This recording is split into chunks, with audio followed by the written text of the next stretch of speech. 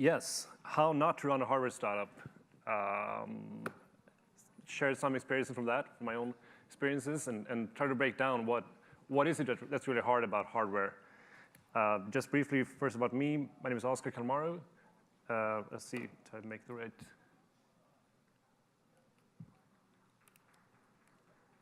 There you go. I'm co-founder and CMO at Narrative. You can tweet Narrative at @getNarrative, and you can tweet me at @okalmaru. And yeah, hashtag is, as before, AW 2016. I'm based here in San Francisco. Narrative is a Swedish company. I have most of the team in Sweden, and I run marketing out of here. That's one thing that's hard, by the way, but that's more on the marketing side. So Narrative is a wearable camera for authentic moments. It's this tiny device that you use to capture moments as you live them. It's actually a product divided by two. So one is the hardware side, the wearable camera. That is a lot of focus on wearability to make it easy to wear in any circumstances. There are other cameras out there that are more mountable, but we're trying to make something that's real wearable that you can wear with any clothing at any occasion, and allows you to tell stories that never been really told before. It's always on, it's hands-free, it captures photos and videos, 8-megapixel photos, HD video, and it does so automatically. You just put it on and takes those photos on a set time interval. There are no buttons, there is no interaction. You can just leave it there and enjoy your day. And the other part of it is this software side that collects all those photos and present them on a timeline. So we sort of filter out the best photos for you. Instead of just showing you all the thousands of photos you will capture automatically, we will present the best ones for you based on an algorithm that picks out photos that have good colors and faces and stuff in them. And it's all private, so you choose what you want to share. It's your little photo diary that's been created just automatically, just putting it on and then wearing it. And the photos you get look something like this.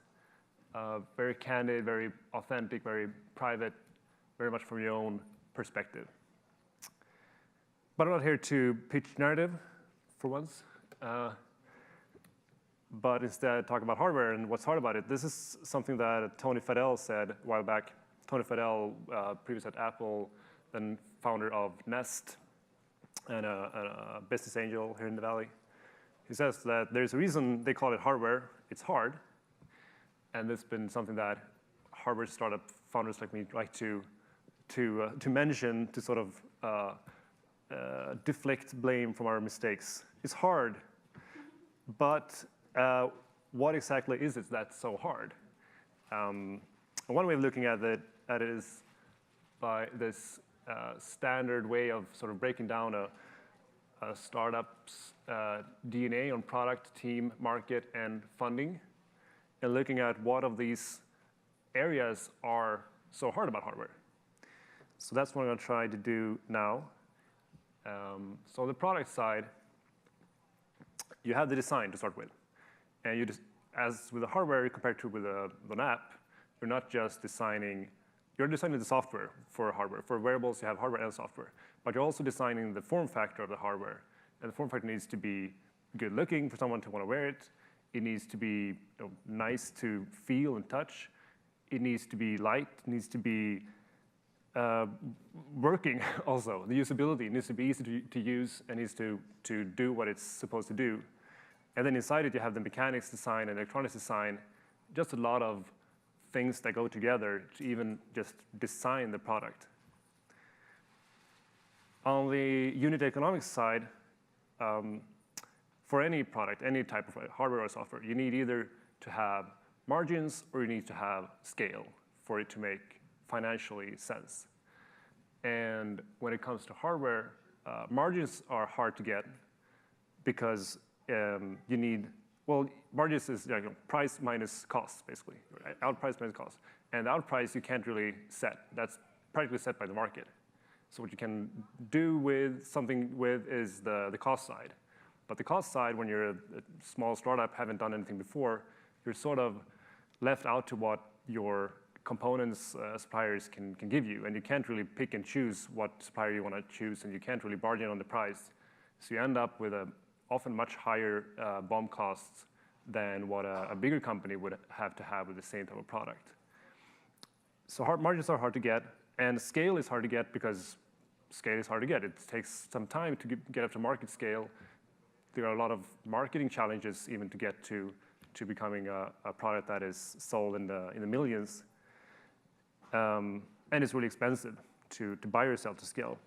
So what often happens is that you end up with a price that is pretty high, maybe higher than what consumers are typically used to in that type of product market.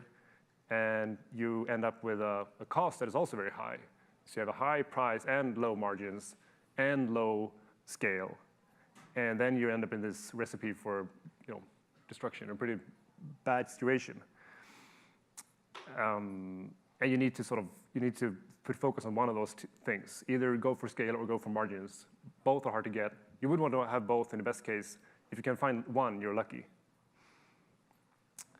On production side, you have the testing. It's complex. Hard to know how long you're going to test, how much you want to test the product before shipping it out. You often have a market that is hot right now. You want to ship it out, but you can't ship it too soon because you will have all those problems afterwards. So you want to decide, should you ship today and sort of win the battle right now, getting it out there, getting the customers, or do you want to test more, iterate more, and win the war, so to speak? And ramping up production to get to that before mentioned scale is also hard from day one to find the right partners for that.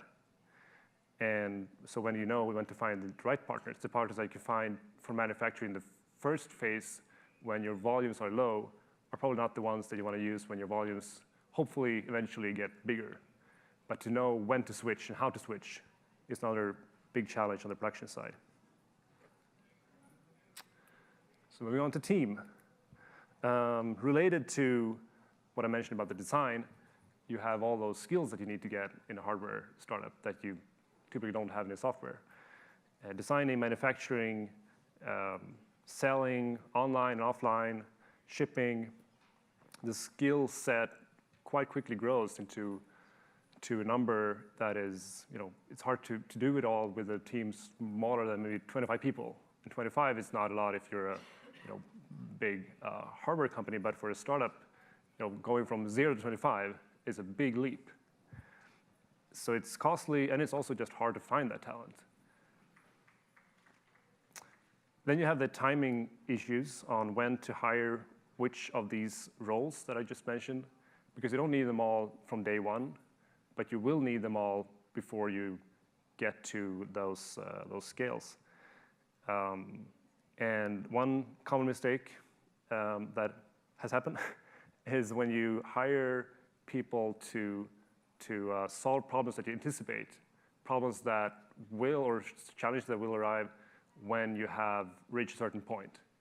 But if you hire those before you reach them, and then you end up in these inevitable delays that are the common plague of hardware startups, then you'll have just people sitting around not being able to do their job because the product isn't out there yet. Which also relates to the third point there with motivation. Not that it's hard to motivate people to work for startups typically, but if you hire someone to do a job and then they come to the office and they realize that there is no product in the next 6 months to work on, it's not only hard to keep them happy and motivated to work, but it's also hard just to find something for them to do to bring value during that time. So the timing and motivation there are both connected challenges. So on the market side, timing again. The momentum and timing on the market typically moves much faster than your iteration cycle does in a hardware startup. It takes, if you're really fast, you can go from ideation till product on the shelves in 18, 24 months. But that's an eternity when it comes to trends of the tech market. What seems like a hot and good idea today, if you start working on it today and you get out there 24 months later, risks are that it's not going to be as hot anymore. Secondly, the sales part, selling online is often gets you, you can do pre-orders, you can do Kickstarter, You can go sell over Amazon. That's hard in itself, but it's still something that is fairly easily done behind your desk from a remote place. But if you want to go out and do brick and mortar retail, that's a whole new business in itself. First, you need to go out there and meet them physically. You need to find who you're going to meet, who you're going to do deals with. And even just marketing and sales in a physical environment is so different from marketing and sales online. Online, you can test and you can tweak and you can buy ads and you can A/B test and back and forth. When you go out in the physical world, you need to know all of that stuff before you put it out on the shelves. And how do you know it before you have done it? So that chicken and egg problem as well. And lastly, the segmentation side of it, or more knowing who your customers are. Same thing there. Online, you can test it. You can run campaigns with against certain target groups and sort of trickle down to see which one fits best. But when you go out in the physical world, selling physical products, that's not so easy anymore. And it's hard to track the usage of your products, hard to see which one of your users turn out to be the most profitable ones, because once you ship it, the product is sort of in the hands of your users. It might just end up in a drawer, and you have made some money on that sale, but you don't know if they're gonna buy your next version and so on. So how to find your most valuable customers is another tricky part. And then lastly, the funding side. With all the above, you end up with costs that are typically pretty high early on in your startup's life. High fixed cost to even get to the first iteration before you can even reach a sellable product. And that big team that you need is bound to be pretty expensive. If you're lucky, they can sit there and provide some value at least, but there's still a big cost to it. And the typical way to solve costs as a startup is to go to investors. However, with hardware, even though hardware is not really new, it's not those of us here running hardware startups, we're not the first one doing that. There's been some good cases lately, but there is still a lot of suspicion from investors when it comes to hardware. And I don't know what that is. I guess one reason is that there aren't that many success cases yet.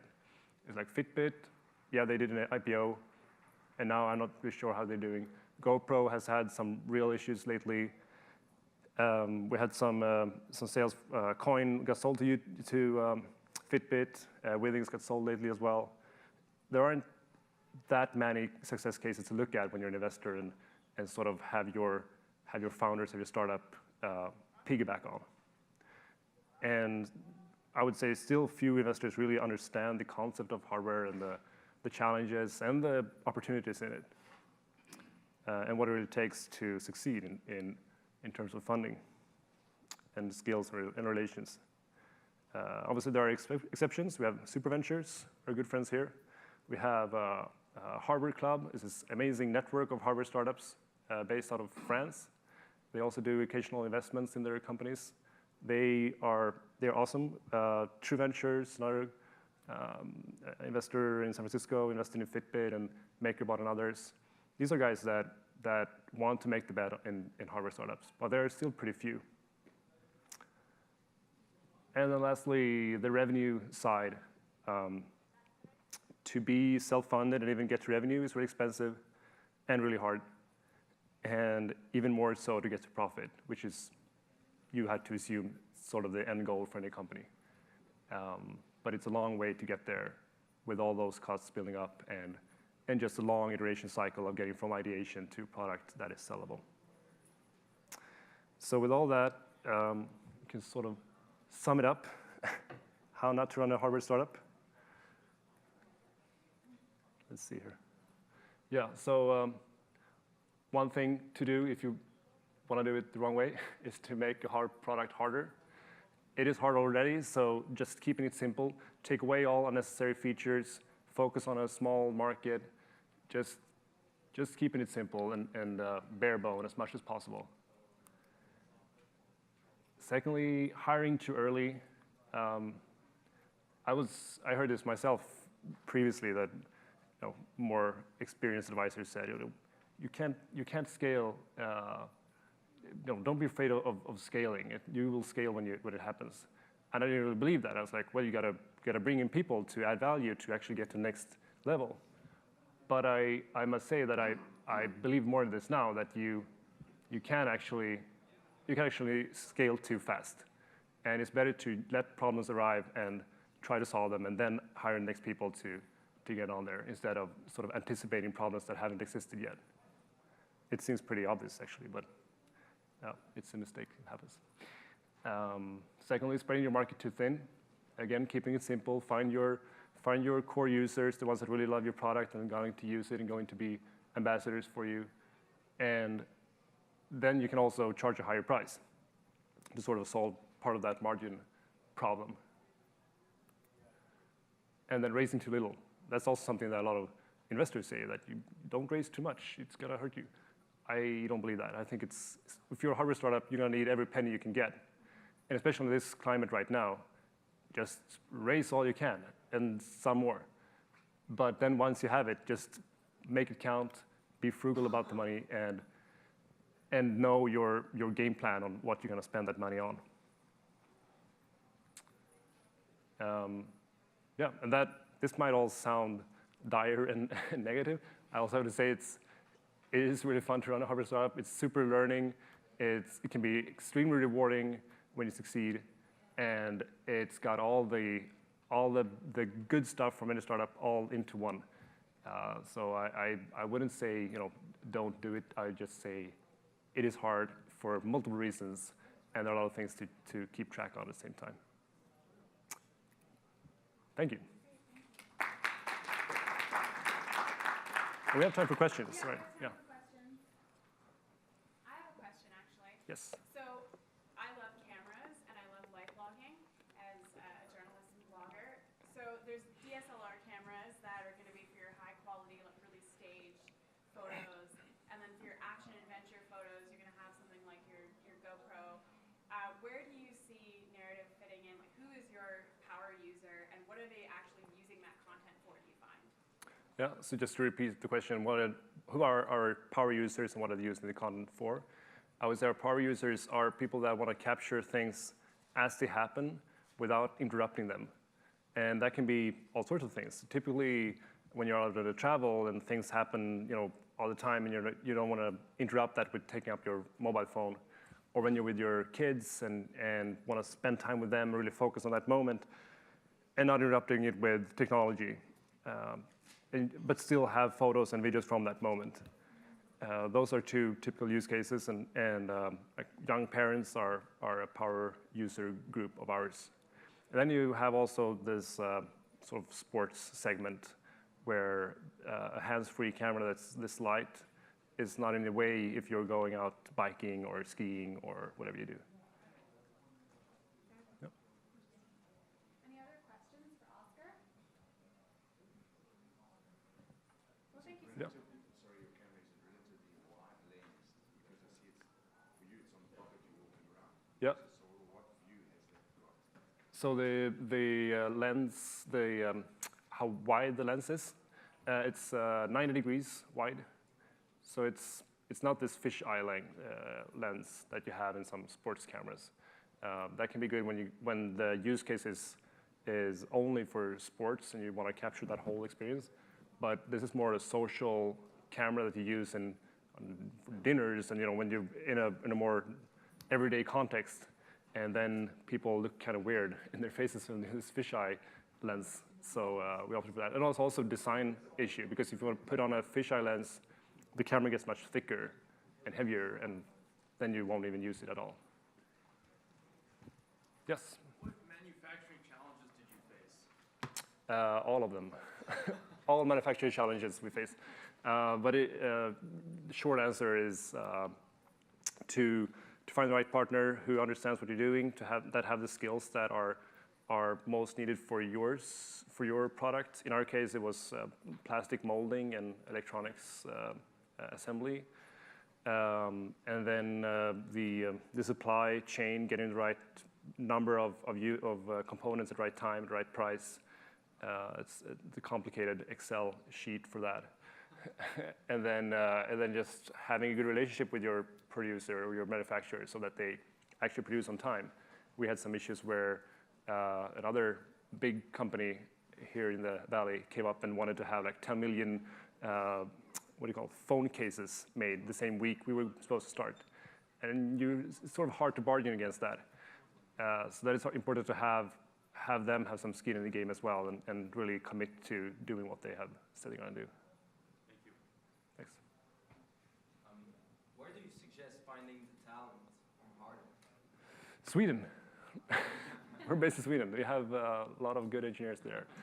But if you're not located there, I would say, there are lots of good talents. And I would say good thing with hardware startups becoming hotter and companies like Fitbit and others showing that it can be done is that young people go into electronics engineering and stuff like that, and you can find them at schools maybe.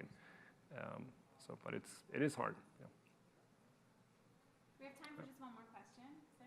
Can you share any numbers about how long it took to get to yours and how much it cost, how many people worked on it, anything like that? I would say we're not at scale even yet, not the scale we would want to be. We started 2012.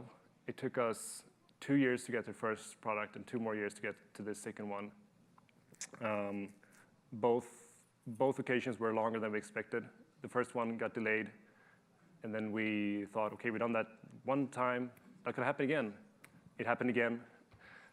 So it has taken some time, but depends on how you look at it. I think we were also a bit naive in the beginning of how quick it was going to take. So we're happy with what we've achieved in that time still. And our next step is to get to that scale and find the right partners for that.